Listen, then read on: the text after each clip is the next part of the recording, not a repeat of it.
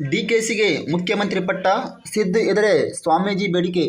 ವಿಶ್ವ ಒಕ್ಕಲಿಗರ ಮಹಾಸಂಸ್ಥಾನದ ಕುಮಾರ ಚಂದ್ರಶೇಖರನಾಥ್ ಸ್ವಾಮೀಜಿ ಮಾತನಾಡಿ, ಎಲ್ಲರೂ ಮುಖ್ಯಮಂತ್ರಿಯಾಗಿ ತಮ್ಮ ಅಧಿಕಾರ ಆಸ್ವಾದಿಸಿದ್ದಾರೆ. ಸಿದ್ದರಾಮಯ್ಯ ಅವರು ಕೂಡ ಅಧಿಕಾರ ಅನುಭವಿಸಿದ್ದಾರೆ.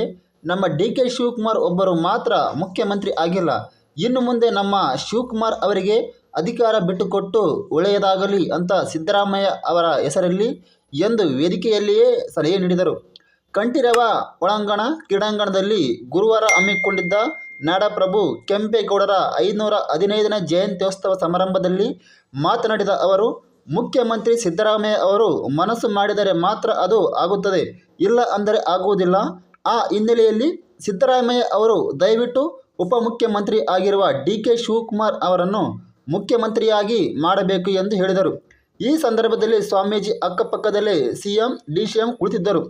ತಿರುಗಿ ಬಿದ್ದ ಸಿಎಂ ಬಣ. ಸ್ವಾಮೀಜಿಯಿಂದಲೇ ಸಿಎಂ ಕುರ್ಚಿ ತ್ಯಾಗ ಮಾಡುವಂತೆ ಒತ್ತಾಯ ಕೇಳಿಬಂದ ಬೆನ್ನಲ್ಲೇ ಮುಖ್ಯಮಂತ್ರಿ ಬಣದ ನಾಯಕರು ತಿರುಗಿಬಿದ್ದಿದ್ದಾರೆ. ಸ್ವಾಮೀಜಿ ಹೇಳಿದ ತಕ್ಷಣ ಸಿಎಂ ಬದಲಾವಣೆ ಆಗುವುದಿಲ್ಲ, ಮುಖ್ಯಮಂತ್ರಿ ಸ್ಥಾನ ಯಾರು ಬಿಟ್ಟುಕೊಡಲು ಹೋಗುತ್ತಾರೆ?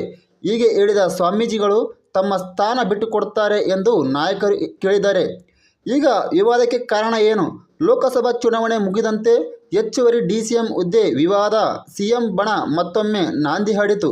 ಈ ಸಂದರ್ಭದ ದಿನಕ್ಕೆ ಒತ್ತಡ ಹೆಚ್ಚುತ್ತಿದೆ. ಪ್ರತಿಯಾಗಿ ಡಿಸಿಎಂ ಬಣದ ನಾಯಕರು ತಿರುಗೇಟು ನೀಡಲು ಶುರು ಮಾಡಿದ್ದರು.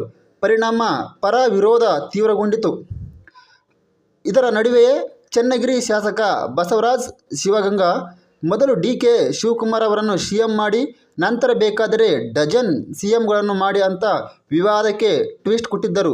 ಈಗ ಇದು ಸಿಎಂ ಹುದ್ದೆಯ ಬುಡಕ್ಕೆ ಬಂದು ನಿಂತಿದೆ. ಸ್ವಾಮೀಜಿಯವರು ಹೇಳಿದ ಮಾತ್ರಕ್ಕೆ ಸಿಎಂ ಬದಲಾವಣೆ ಮಾಡಲು ಸಾಧ್ಯವಿಲ್ಲ. ಸಿಎಂ ಹುದ್ದೆಗೂ ಸ್ವಾಮೀಜಿಗೂ ಯಾವುದೇ ಸಂಬಂಧ ಇಲ್ಲ. ಹೈಕಮಾಂಡ್ ಎಲ್ಲವನ್ನು ಗಮನಿಸುತ್ತದೆ. ನಾವ್ಯಾರೂ ಅದರ ಬಗ್ಗೆ ತೀರ್ಮಾನ ಮಾಡಲು ಆಗುವುದಿಲ್ಲ. ಪ್ರಜಾಪ್ರಭುತ್ವ ವ್ಯವಸ್ಥೆಯಲ್ಲಿ ಇದ್ದೇವೆ. ಪಕ್ಷ ಈ ವಿಷಯದಲ್ಲಿ ತೀರ್ಮಾನ ಮಾಡುತ್ತದೆ. Doctor G. ಪರಮೇಶ್ವರ್ ಗೃಹ ಸಚಿವರು ಹೇಳಿಕೆ ನೀಡಿದ್ದಾರೆ. ಬೆಂಗಳೂರು ಗ್ರಾಮಾಂತರದಲ್ಲಿ ಡಿ.ಕೆ. ಶಿವಕುಮಾರನ್ನು ಸೋಲಿಸಿದ್ದು ಯಾರೆಂದು ಡಿ.ಕೆ. ಶಿವಕುಮಾರ್ ಅರ್ಥವಾಗಿದೆ. ಅದನ್ನು ಅರಗಿಸಿಕೊಳ್ಳಲು ಆಗುತ್ತಿಲ್ಲ.